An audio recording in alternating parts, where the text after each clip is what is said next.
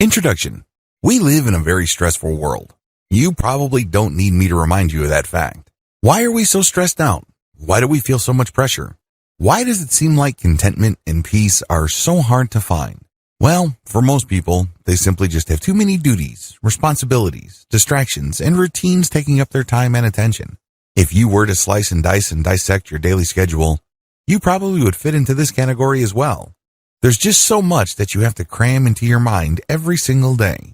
It is no surprise that a lot of people develop the following symptoms of stress. They have short attention spans. When they read stuff online, they can barely pay attention until another item shows up on their Facebook timeline, and they forgot about the stuff that they were reading before. They don't really read materials, they just scan. That's how short most people's attention span is. Next, stressed out people overreact emotionally. It seems like everything that you perceive or become aware of is some sort of judgment or is somehow, some way related to you. You personalize everything. Everything's personal. And it's no surprise that you tend to react emotionally. This may be due to the fact that you're stressed out. You may be reading too much into things. But unfortunately, once we open our mouths, we end up hurting people. We end up making decisions that we come to regret later on. Another symptom of too much stress is simply a lack of patience. You don't feel like you want to stick around for anything. This is a very serious problem because it can lead to road rage if you're stuck in traffic.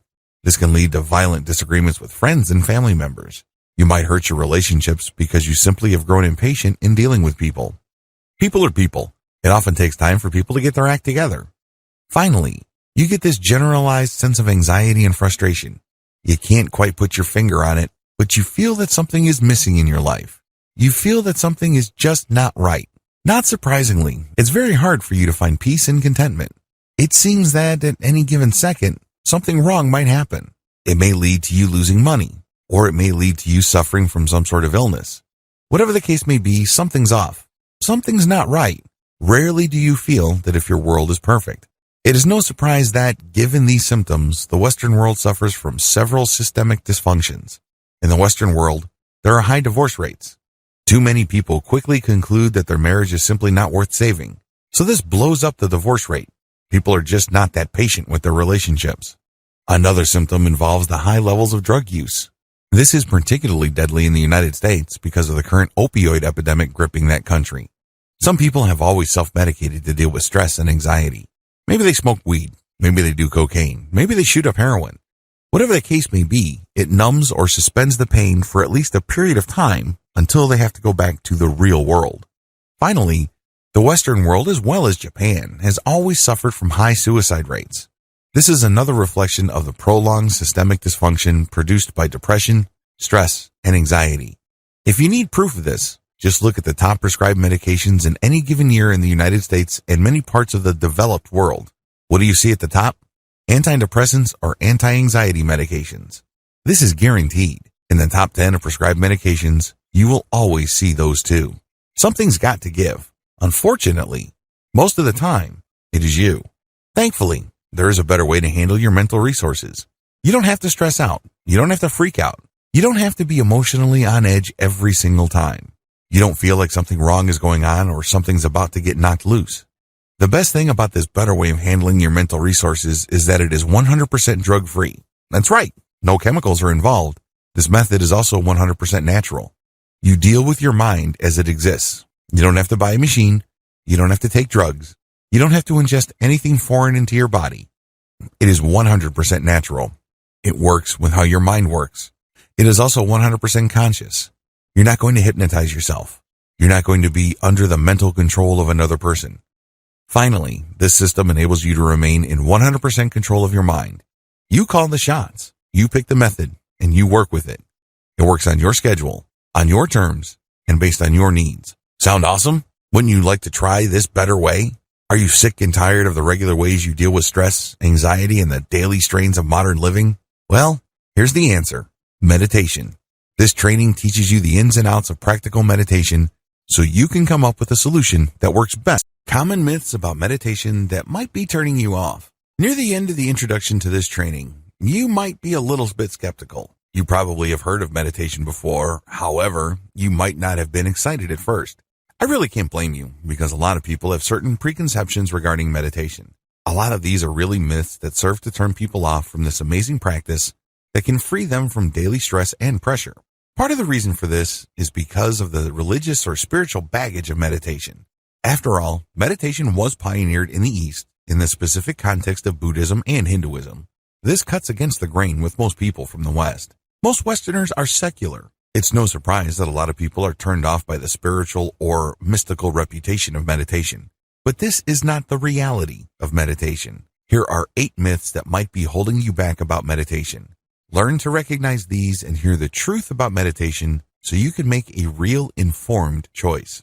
Myth number 1, you have to be religious for meditation to work. According to this myth, you have to be a Buddhist or a Hindu for meditation to work for you. Absolutely wrong. Meditation works with how your mind naturally processes stimuli. It doesn't need religion. It doesn't need spirituality. You just need to tune in to how your mind is already working. Myth number 2, you have to believe for meditation to produce benefits. You don't have to believe in anything. You just have to go through the steps of meditation because meditation works with how your mind works. It's kind of like redecorating a room with existing furniture. The furniture is already there. You just need to rearrange the furniture so it produces better effects. You're not imagining stuff for the process to work. You're not forcing yourself to change what you believe in for meditation to produce results. Myth number 3, you are fully unconscious when meditating. This is an absolute lie. A lot of people are under the impression that meditation is really like some variation of sleep and you're hypnotizing yourself or entering some sort of altered reality. No, this is not true. Real, practical meditation is actually the precise opposite. You remain fully conscious. However, you train your consciousness to purify its focus. It leads to a very empowering feeling because you start becoming more mentally disciplined. This is the complete opposite of just simply being unconscious. Myth number 4, you will fall under the influence of others easily when meditating. When you meditate, you are calling the shots because your focus is super filtered. It is super fine. Only you can do this. Nobody outside of you can guide you to achieve this level of clarity and focus. You have to do this yourself. Accordingly, you won't fall under the influence of others when meditating unless, of course, you want to. You always have that choice. But practically speaking, you are calling the shots. Myth number 5, meditation is another form of hypnosis. Hypnosis works when somebody outside of you guides you to achieve an altered state of reality. They basically change how you look at things. Maybe a hypnotist will make you change your mind about smoking or some form of addictive behavior. Meditation is very different from hypnosis because you're not gaining instructions. Instead, you are clearing away your mind to focus on how your mind works in a given moment. You're not taking in stuff. You're actually clearing stuff away. So there's nothing to get hypnotized about. What you have is pure focus. Myth number 6, it takes a lot of effort to meditate properly. Your mind is actually very powerful. To use machinery analogy, your mind already has gears that turn, and these are very powerful gears. You have to understand that you navigate reality with your mind. It's how your body exists in reality. You perceive reality through your mind. When you meditate, you tap into that machinery and you purify it. In other words, the energy is already there. You don't have to exert new effort. Instead, again, to use the analogy of the room with furniture, you're just rearranging the furniture to produce a different effect. Myth number 7, you have to meditate for a long time for it to benefit you. Meditation, to a lot of people, is a lot of work. They think that there are many levels to it. Well, people who think that way are being confused by the traditional religion or spirituality that surrounded meditation because Buddhists think in levels. Hindus too, to a certain degree. Raw, practical, basic meditation can produce results for you right here, right now. Since your goal is not to attain some sort of mystical enlightenment, but to just live in the present moment and focus your mental energies, the benefit is almost immediate if you do it right. Myth number 8, people who meditate are gullible. This really is a slam against people who are looking for natural and self-controlled ways to deal with stress. This is an insult. The truth is, even if you are the most skeptical person in the world and you really have a tough time believing anything, if you just focus on the mental processes that you are already engaged in and direct it to a more natural alignment, you don't need to be persuaded of anything. It just works on its own. All of the 8 myths above will trip you up.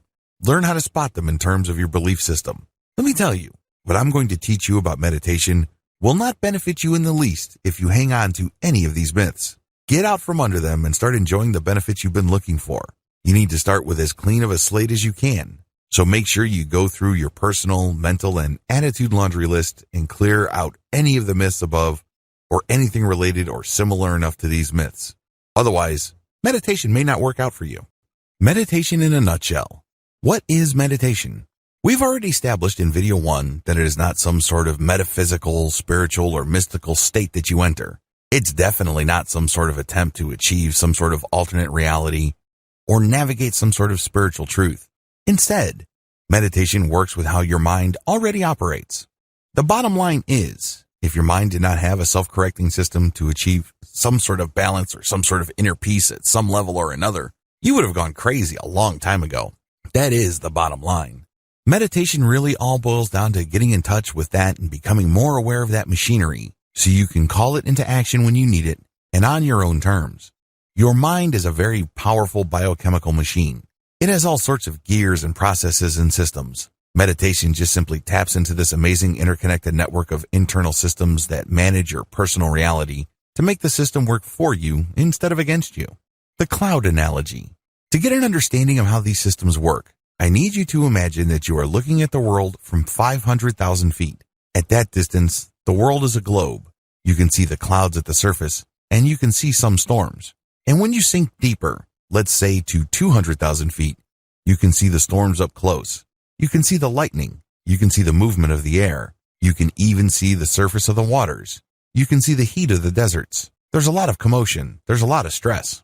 But when you sink another 200,000 feet, you can see everything up close and personal. There's a lot of turbulence. Then you sink another 500 feet into the ocean. It starts getting calmer. You can still see some patterns from the surface, or if you dig into the earth, you can see some mild disturbance. But when you get to the core of the earth, it's surprisingly stable. In fact, it's a molten core. It rarely moves. It's just liquid because of all the heat and pressure from the surface. But it is very stable in the center of the earth. Your mind is the same. When you drill down enough, things get calmer and calmer, despite how traumatic, turbulent, and stressful the surface areas of your mind become. When you get to the core, you can take a lot of comfort from the fact that it will always remain calm. It has to be this way because, as I said earlier, if humanity did not develop in such a way that our minds have some sort of self-correcting system that's always stable, we would have died as a species a long time ago. Meditation is all about getting to your core.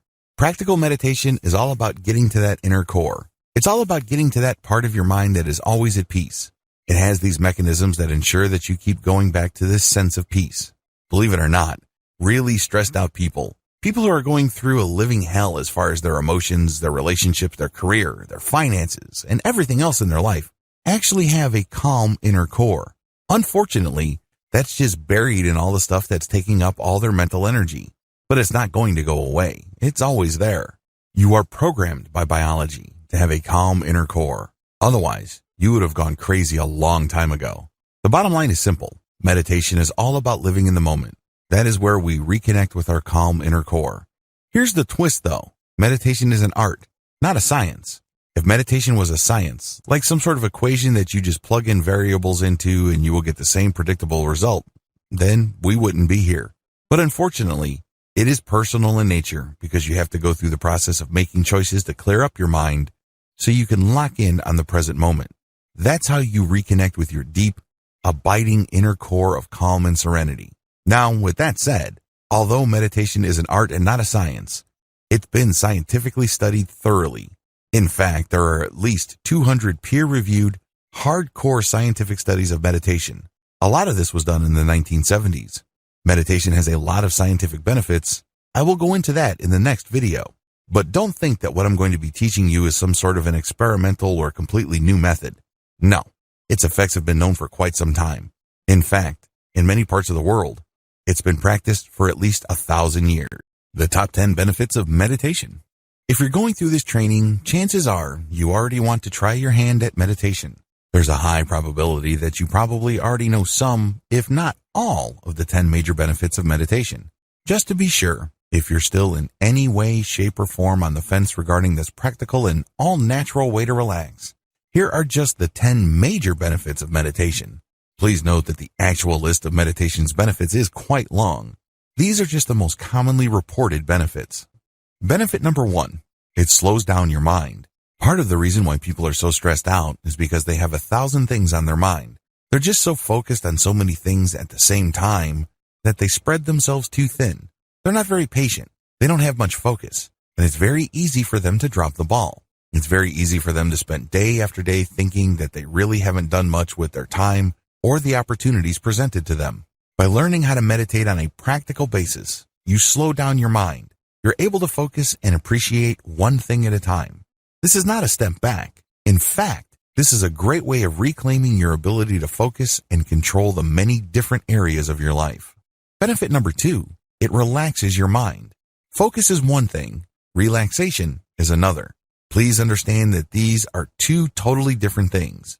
You can be focused on something that really stresses you out and take care of the problem. However, once the issue is done, you may still be tightly wound up. You may still be stressed. Meditation enables you to completely relax your mind. It is a great way of not only taking off stress, but also relaxing your mind. You get inner peace. You get serenity. Benefit number 3, it relaxes your body. There's a tight connection between your body and your mind. The less stressed your mind becomes, the more relaxed your body gets.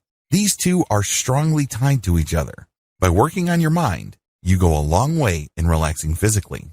Benefit number 4, you gain perspective. Part of the reason why people are so stressed is because they think that they're jumping from one emergency to another. They are literally caught in the end of the world every single crisis. It's as if they're putting out one fire after another. Well, it turns out that most, if not all, of the things that you're stressed about are nothing to stress out over. In the big scheme of things, they are really small potatoes. When you adopt a daily or consistent meditation practice, you get to see the big picture. Gaining perspective enables you to achieve some level of inner peace. Benefit number 5, you create distance between your emotions and your perception. One of the most common symptoms of stress is when everything seems to revolve around who you are, your personal value, and your goals in life. In other words, every small disappointment becomes a giant failure. When you don't agree with somebody else, instead of leaving it at a fairly shallow level, the disagreement becomes really personal. You really have a tough time letting go of your emotions. Well, when you learn how to meditate, you create distance between your emotions and perceptions. Just because you perceive certain things, it doesn't necessarily mean that you have to interpret things in a very emotionally negative way. The more you meditate, the calmer you feel. It doesn't have to be the end of the world. It doesn't have to be all about you. Life doesn't have to involve a tremendous amount of unnecessary drama. Benefit number 6, your focus increases in power. Where your focus goes, energy flows. Unfortunately, if you're stressed out, it's very easy for you to try to focus, but there's really not much power left. You can't muster the willpower needed to get stuff done, regardless of how much you think you've set your mind to something. At some level or another, something is tapping your energy. It's just leaking out of you, and you really can't, for the life of you, focus like a laser. When you learn how to meditate and control your mental processes, your focus grows in strength. You are able to target specific tasks with your willpower. When you do this, you become a more effective and productive person.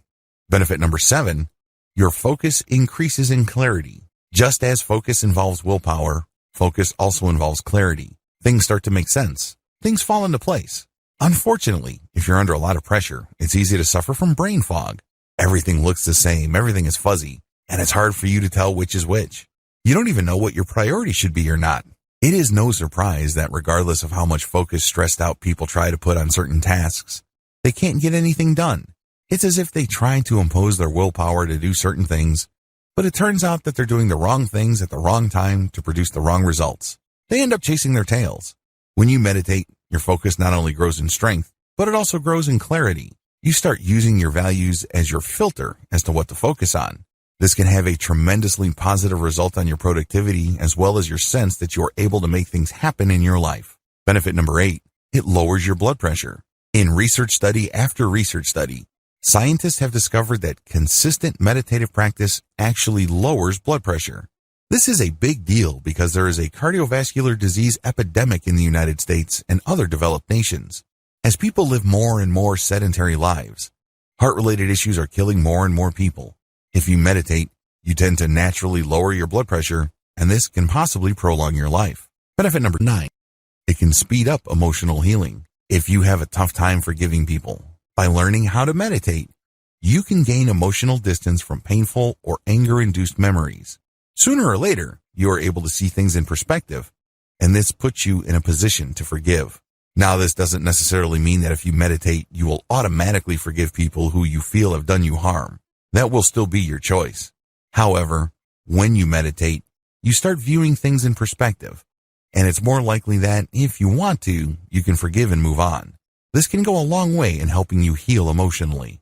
Benefit number 10, can bolster psychological repair. I wish I could tell you that all of us came from ideal childhoods.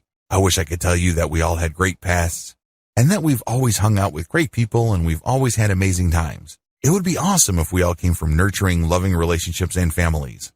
Unfortunately, that's not true.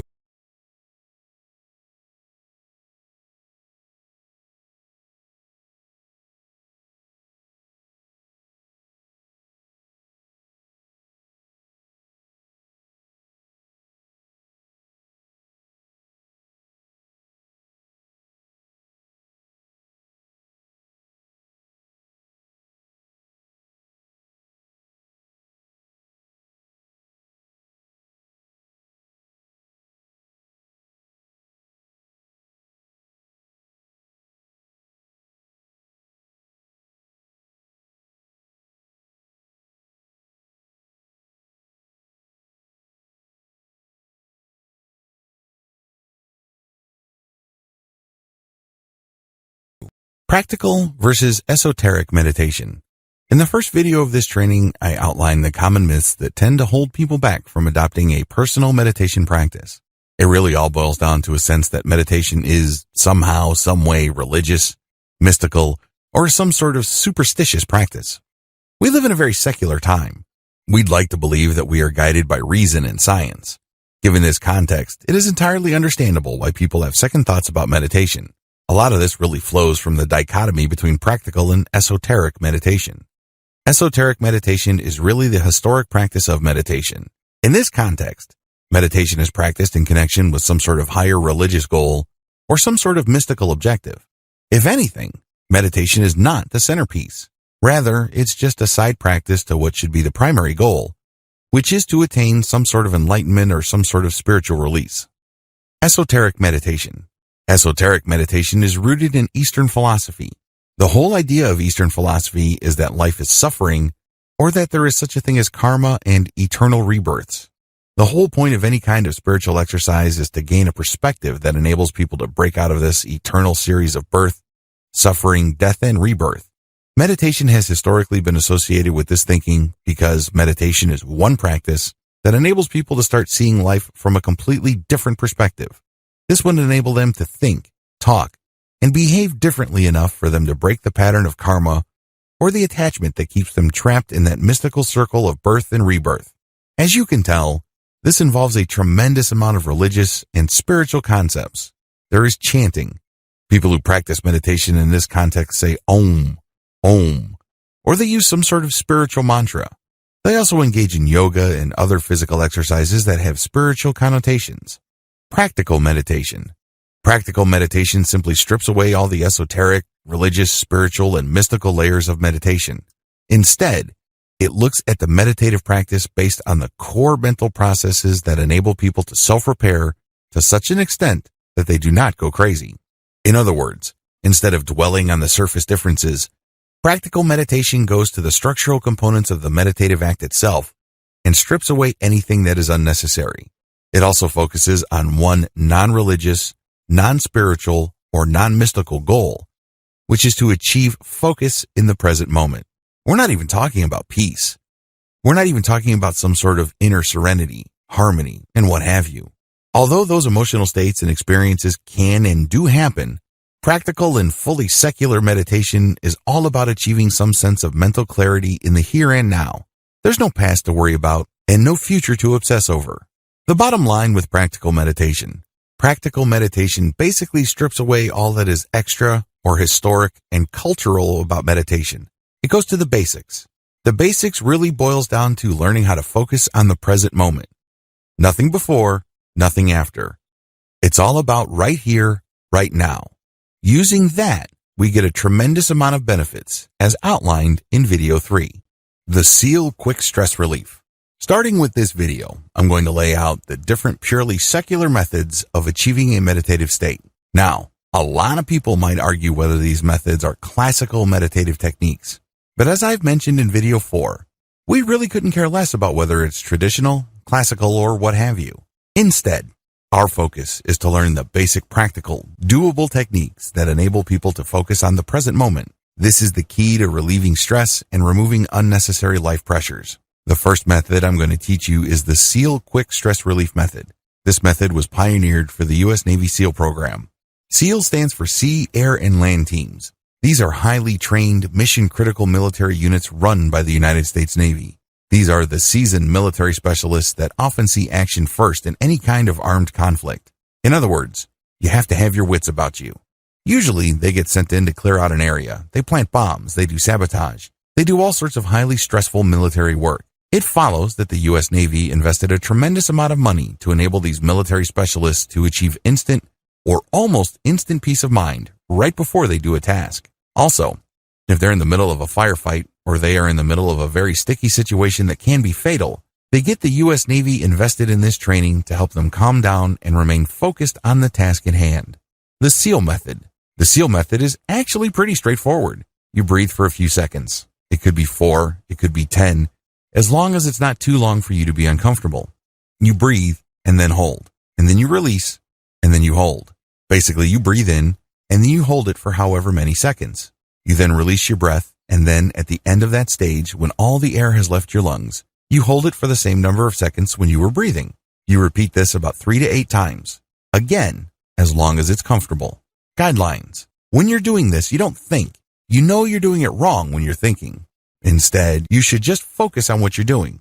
Focus on the air coming in, focus on holding your breath, then focus on the air going out. If you keep repeating this with your focus solely on your breath and what your body is going through, the relaxation will come. Your mind starts to unclench. You're no longer worried about stuff at work. You're no longer worried about your relationship. You're no longer worried about your childhood. You're no longer obsessing about that person you can't forgive. None of that matters. Instead, you focus on the here and now. That's when the relaxation comes. Ideally, you should start with the SEAL method for quick stress relief. This is the easiest meditation method and it delivers the quickest results. Once you learn to de-stress using this technique, you should then go deeper by adopting the methods described in the following videos of this training.